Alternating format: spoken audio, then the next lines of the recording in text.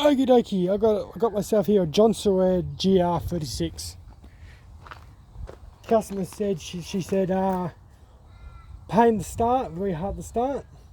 So I'm going to go through this and how I would test something.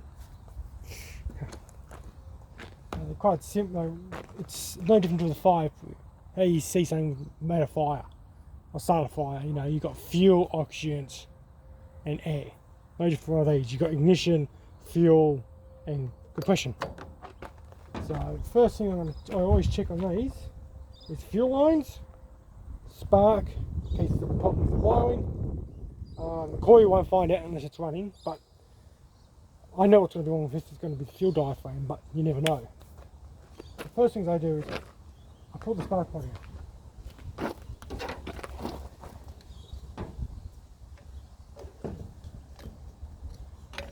Number one, I always tend to pull that out.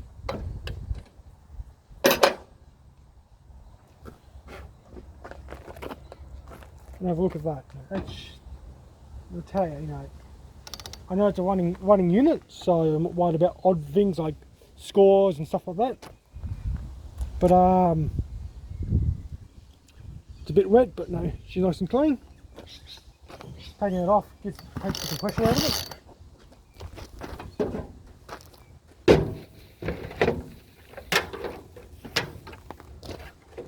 You can check these if you just had a spark plug. Especially spark plug with the anode ground down because the arc's bigger. But I've actually got a proper tester. Makes my life a bit easier.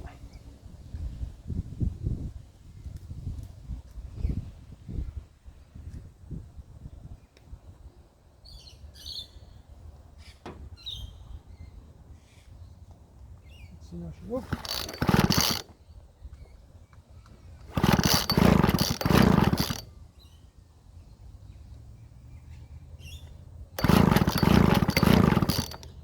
She's nice and angry. I got ignition. It tells me I know this is going to work, but if I'm smart, right? If I'm smart, turn him off. I've got nothing. Why did I check that? You don't know someone's messed around with it, or they've had it broken and they turn off by turning the choke on. You want to start studying and go, oh, how do I turn it off? Other than ripping this off. Stops the runaway. Right, I've got spark. Next step, check compression. All the stuff I'm doing is non-destructive testing. So I'm not pulling stuff apart other than taking the top off. Some units you don't have to do that, but this particular unit you do. It's all covered up, which is not far off some of the chainsaws as well. Okay. Pressure tester.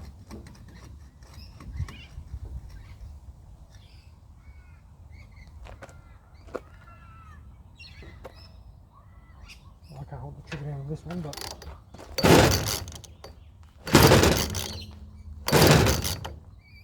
150. A lot of compression. For a clean top end, it's a lot of compression.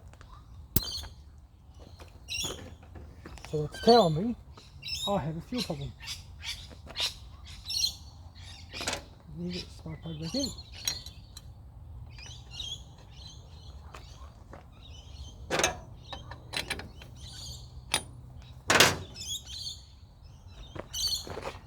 But now it's time to check the fuel. So I know it's got fuel in it and it's got a nice soft and non-broken fuel line, so I know that side of the tank's good. Okay, the filter's not clogged. It's disintegrating, but it's not clogged. I'll have to make a new one of them.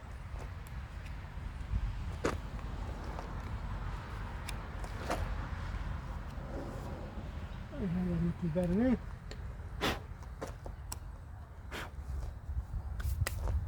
So I reckon that diaphragm's gone up. That's usually what it is. And this is what they call destructive testing. because I'm going to pop something off and I might upset a gasket.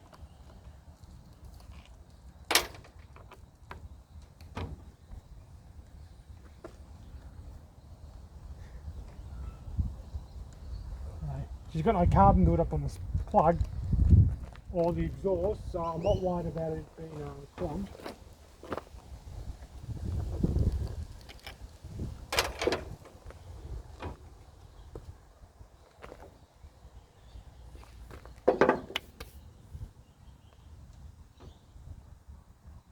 She's got an O-ring on her here.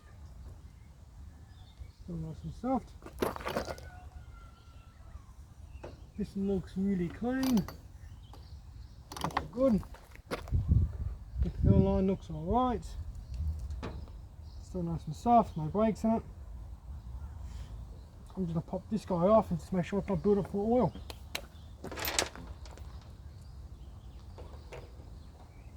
Number one.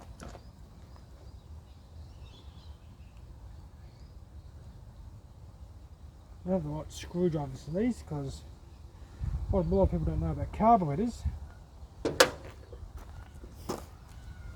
Everyone knows about your Phillips head and your posies with the grooves. But when you see ones with little dots in it like that, they're Japanese. They're actually a JIS screwdriver. Phillips will fit them, but they're not designed for. This one's made in Singapore, but it's used Japanese screws. I know I've got to take this off, I need the model number for the carb kit. There's different models for this. But if there's just a bit of oil jammed in it, I'll just cut it out.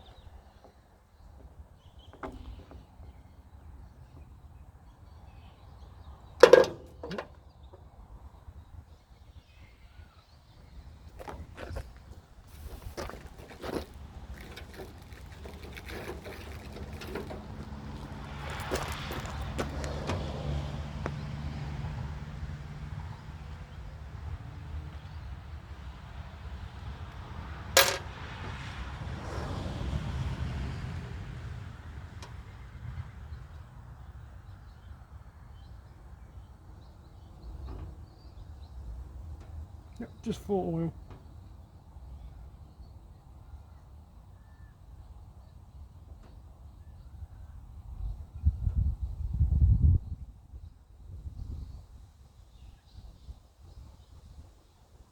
Hey, no problem.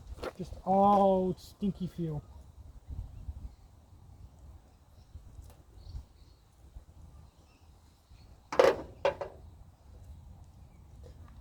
So it's a bit getting there, but it's still nice and soft. So let me just grab some degreaser.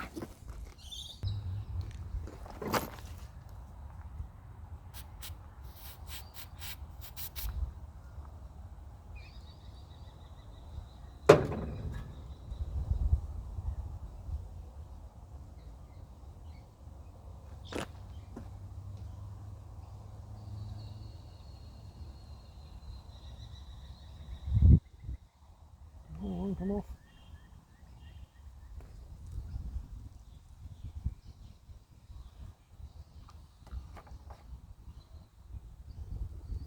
Yep, that goes there for us, that's fine.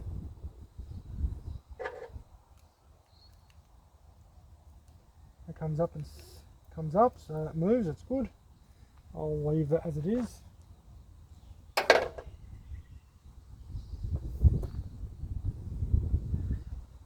I think we put these in back to front, so actually doesn't look too bad, Nick. Still soft, that should still pump. I could just had a guts full of old fuel and oil on it. Make it a pain.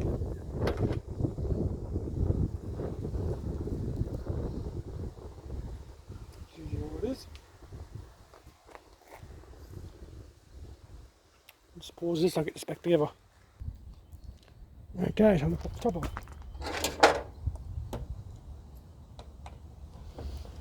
That's number one, so there's number two.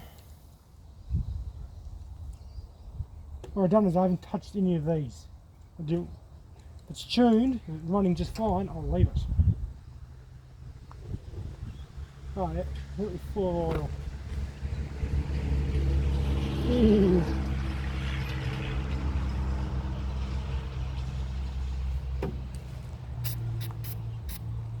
I'm going to blow back to this. Fuel line. Always pointed away from you.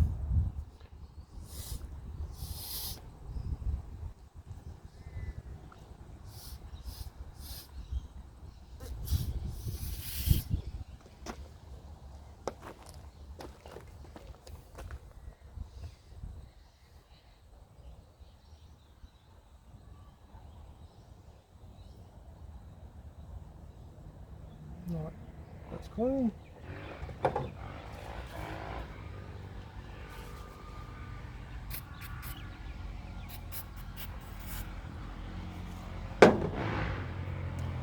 Someone's got a monkey bike. Which way is he going? Down there. Idiots.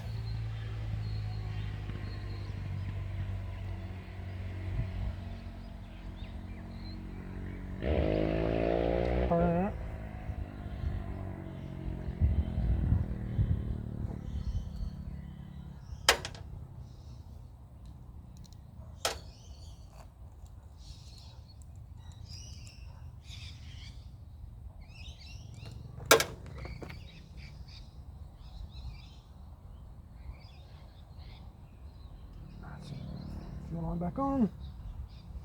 Looking back in there.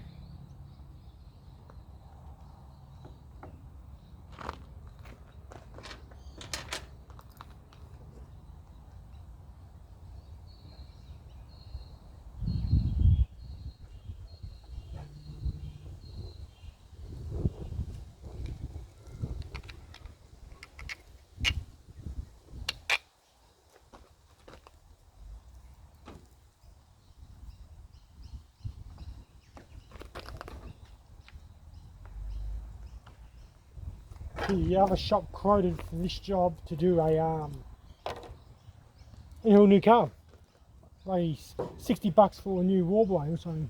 They wanted to charge. I was like, nah, let me have a look at it first. I don't even want to work on things like this anymore. They can't charge their money for it. A lot of them just fees now.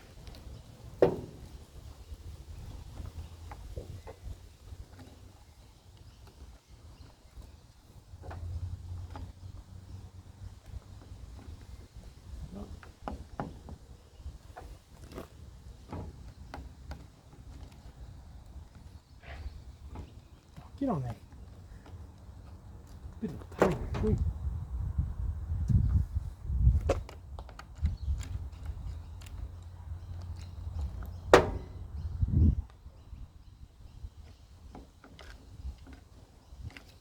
Oh, you tosser. Go over the bump. Okay.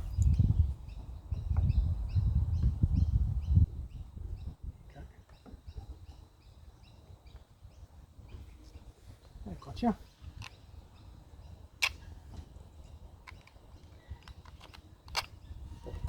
Didn't have it in the hole.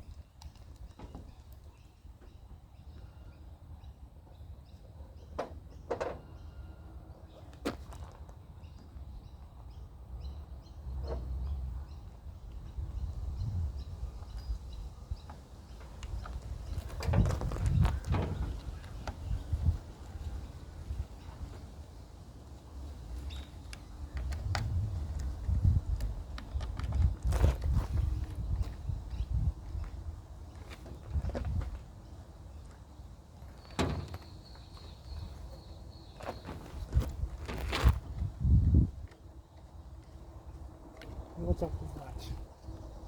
I know better just to crank on something. I hope it's going to fit.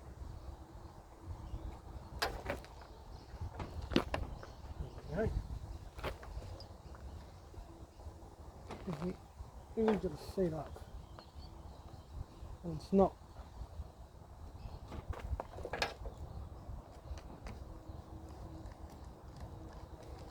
Give me a sec, I'm going to have to fiddle with this. Got it back on.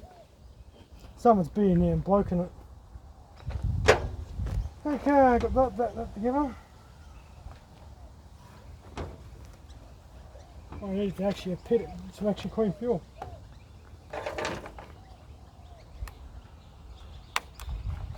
So, I'm going to find some fuel. 2 seconds. Alright, it's got clean fuel in it. I'm going to leave that off for the moment. Gotta make a new filter, so if I turn you around to here.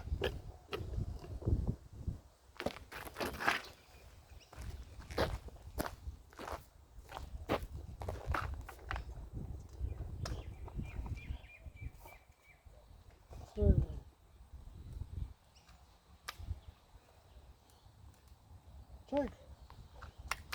It works.